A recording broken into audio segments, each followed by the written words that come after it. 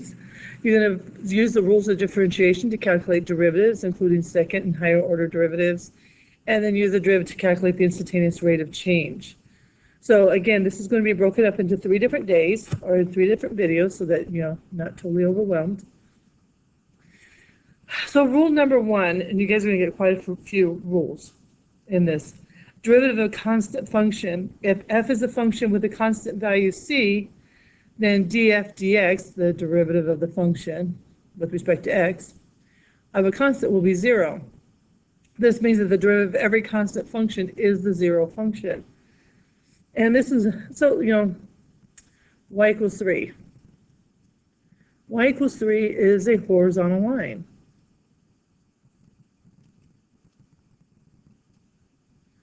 And the slope of a horizontal line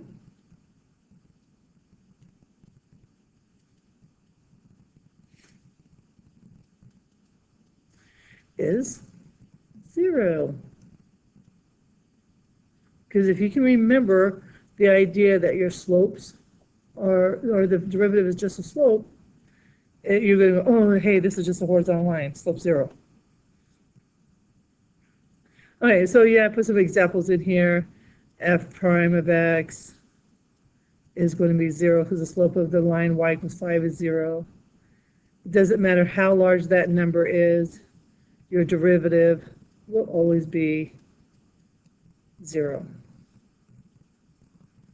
Okay, rule number 2, this is a big one. This is one that you've got to make sure you guys will catch on to this one really, really quick.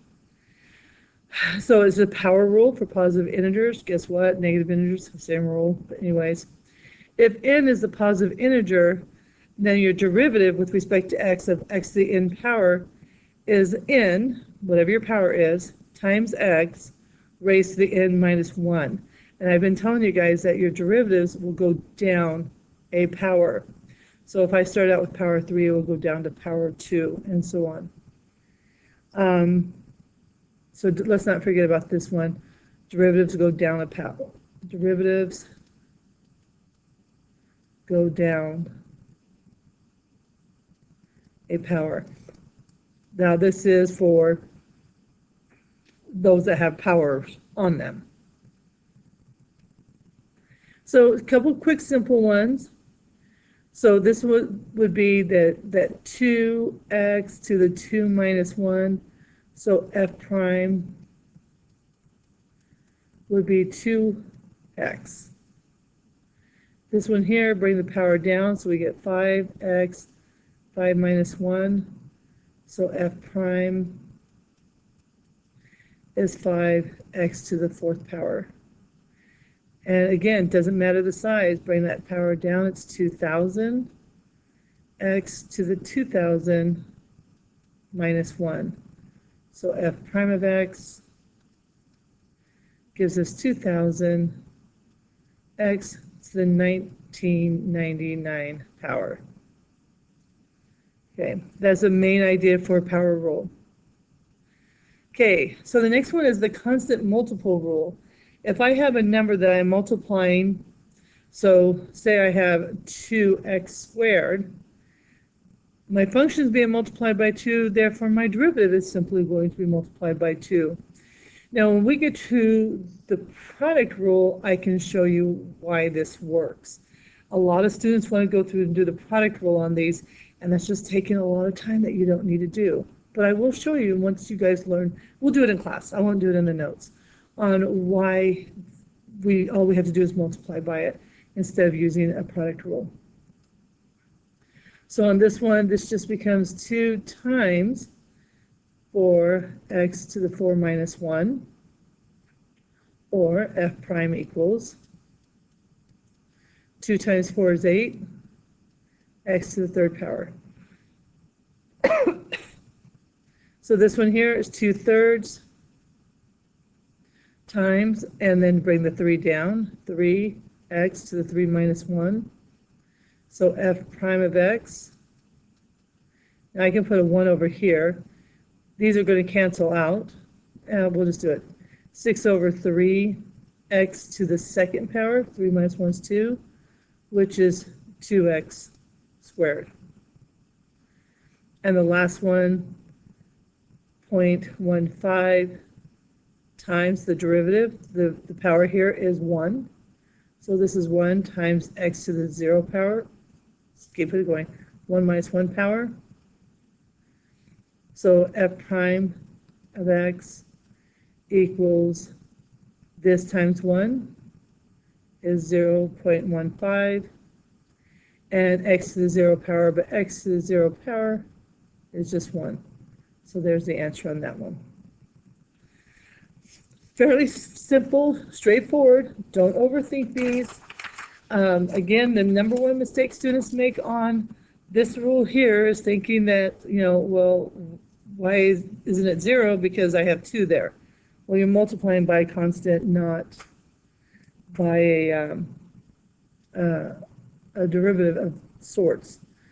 Again, we'll talk about it. And then we have rule number 4, the sum and difference rules. These are big ones, big ones. And one thing I will point out to you on these ones here is I make them look the same so you don't have to remember 2 fully total different, well, you'll see. So if I have u plus v, this is just the derivative of u plus or minus the derivative of, I'm thinking product rule, sorry, sum and difference. You can just add or subtract, doesn't matter. So derivative of u plus v is just the derivative of u plus the derivative of v, done. So anyways, you get something like this, then you can go through, oh, dp dt, and then you use your rules. Power rule, so this is going to come down 3, t, and 3 minus 1 is 2, plus 2 times 6 is 12, t, and 2 minus 1 is 1. We don't have to do that. Minus, we already have the 5/3, and if I brought the power of 1 down, it'd still be 5/3. And then 1 minus 1 is 0, so t to the 0 power is 1. Plus, and then I have a constant 0. So dp, actually I'd be okay with you leaving the answer just like that. Do we need the plus 0? No, we do not need the plus 0. But that does allow me to see that you knew what to do with the 16. Okay, now if you want, pause this and try this problem out on your own, and then come back and see how you did. So I have dy dx is equal to, I already have 1/3, so I'm going to write the 1/3 first, and then my power, and I do need to make sure you realize that x third over 3 is the same as 1/3 times x cubed over 1. So I do the derivative of x cubed, I get 3x, 3 minus 1 is 2, over 1, plus 1/2 times the derivative of this guy, 2x, and 2 minus 1 is 1. Plus, and this guy here just has a power of 1, bring it forward and then subtract 1, you get 0, so it's just 1. So now let's clean this up. dy dx equals, I'm going to have 3 over 3, but they're going to cancel, so I'm left with x squared, plus, and then I have 2 over 2, so they're going to cancel, so I'll be left with x plus 1. And that's my derivative for that one. These are ones that you want to make sure you're doing every one of those. That way you catch, catch the pattern. You're not questioning yourself later or anything like that. Okay, so dy dx. Again, if you want to, pause the video, see if you got the derivative down on your own. Okay, constant is 0 minus, and this is again power 1. The x, 1 minus 1 is 0. Anything to 0 power is 1, so we leave it alone. Plus 2x, 2 minus 1 is 1. Minus 3x, 3 minus 1 is 2. So that's the answer to this one, and I'm fine with you leaving it like this. Now, finding horizontal tangents. Does a curve y equals la la la la la have any horizontal tangents? If so, where do they occur? Verify your result by graphing your function. So if you have a calculator, you can graph the function, and the derivative. Graph the derivative. You know how to do the derivative. So y prime equals 4x cubed minus 16x squared, x plus 0. I'm not going to write the plus 0 because I have more things I have to do to this function. But keep in mind the 2 times 8 is 16, and that one goes down 1 power. So that's the first thing you're going to do. So we're going to step this one out. Step 1, you want y prime. Step 2, set equal to 0 and solve for x. So that's what we're going to do next. So I have 4x cubed minus 16x equals 0. Factor out a common factor, which is going to be 4x. If I divide this by 4x, I get x squared minus 4 goes into 16 4 times, and x goes to x once. Okay, I'm still in the step 2, set it equal to 0 and solve for x.